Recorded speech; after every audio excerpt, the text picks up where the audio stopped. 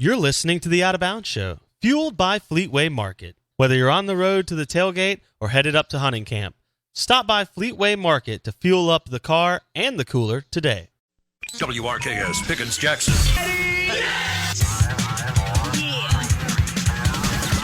Now live from the Whiskey 61 Lounge inside the Bank Plus studio.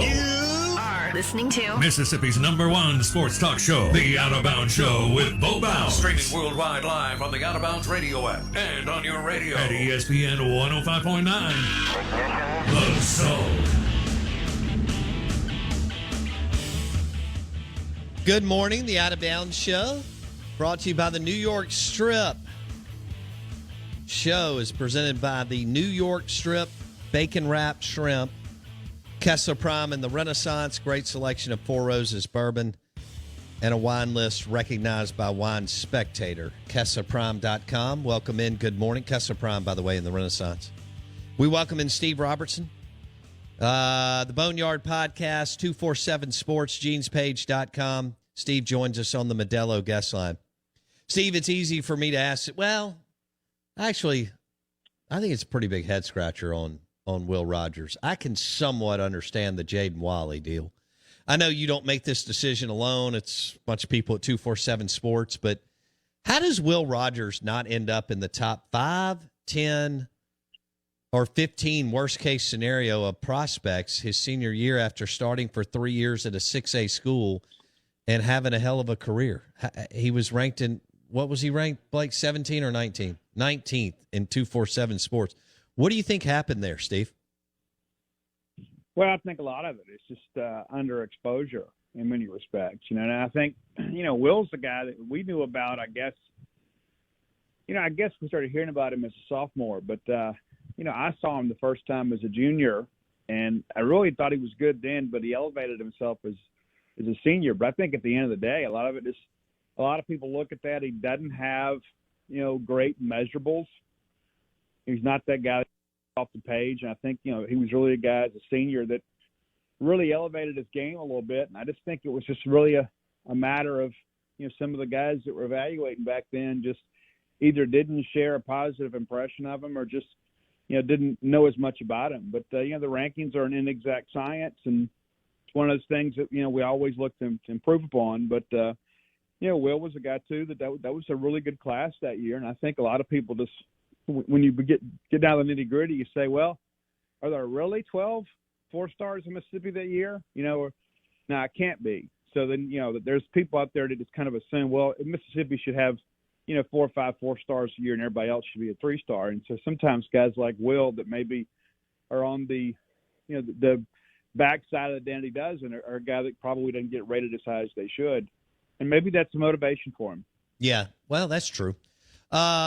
So, Will, I know it's early, but what do you think about Will Rogers in his second camp, but first time to go through with a spring under his belt and a real summer? Well, we didn't get a chance to watch him in practice last year, so it's difficult to compare. But, to watch him, as the guy in practice to these days, and I know Leach told me yesterday when I asked him the question that it's still an open competition. It's not. It may be in his mind, and maybe that's what he's saying, to motivate Will. But it's Will.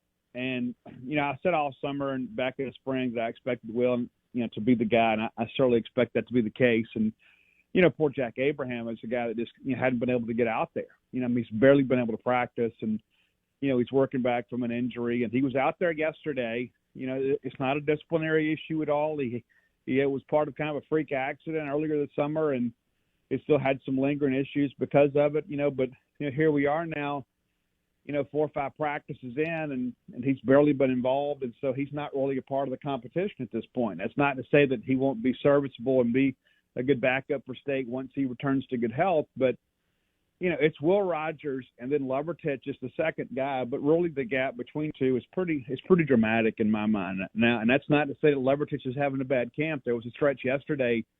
He had 9 or 10 straight completions. I mean, he gets the ball out quickly. State's in a much better situation quarterback-wise, this year than probably they were last year, because I think you've got some guys that in a pinch could go out there and run the team for you. But it's Will Rogers. He is the starter. Mm-hmm. Steve Robertson on the Modelo guest line, the Boneyard Podcast, 247 Sports. Will Rogers was the 19th rated prospect in the state of Mississippi at quarterback, most important position on the field.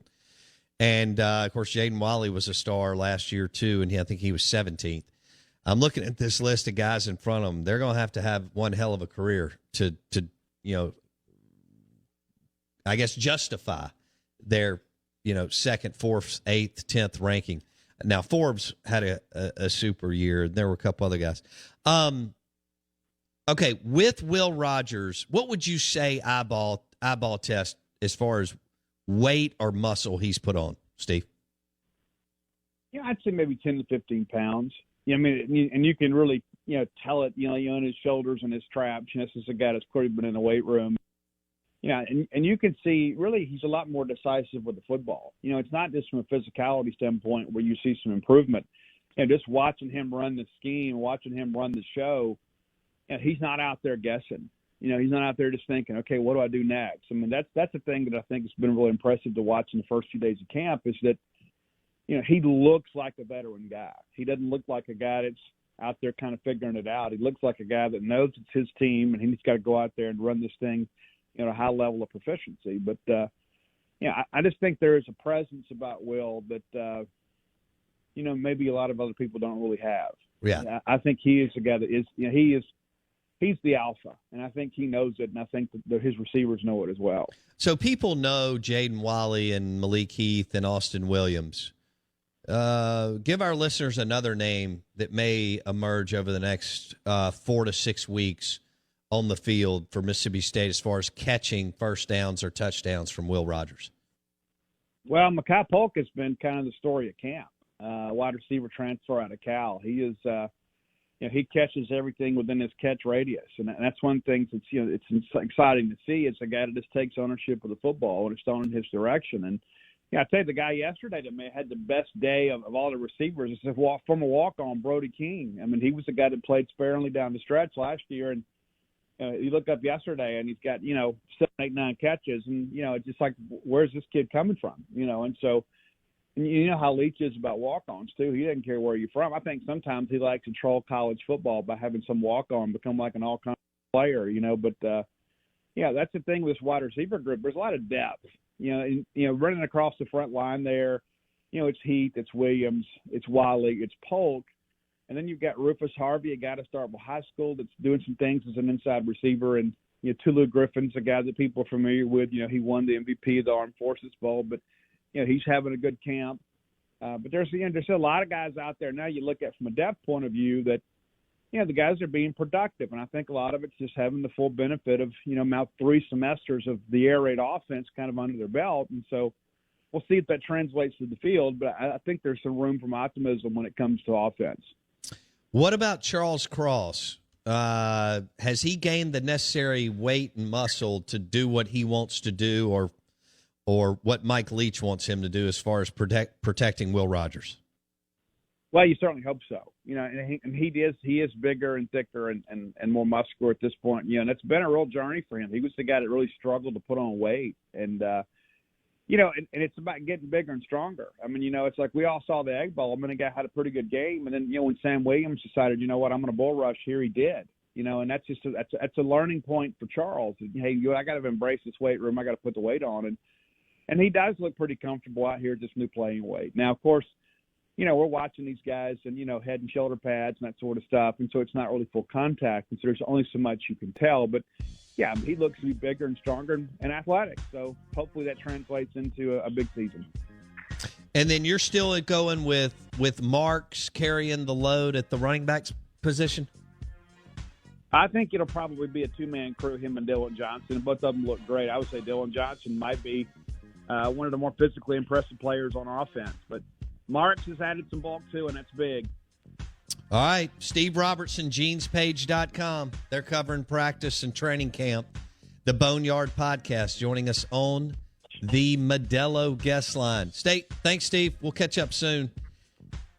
Steve Robertson on the Out of Bounds Show. We'll have Mike Detillier at 8:30 on the Saints. Michael Thomas. just received a text that no way the Saints move Michael Thomas because you can't take that hit as far as the cap and the new contract in which he hasn't produced since getting paid. Detillier, 8:30.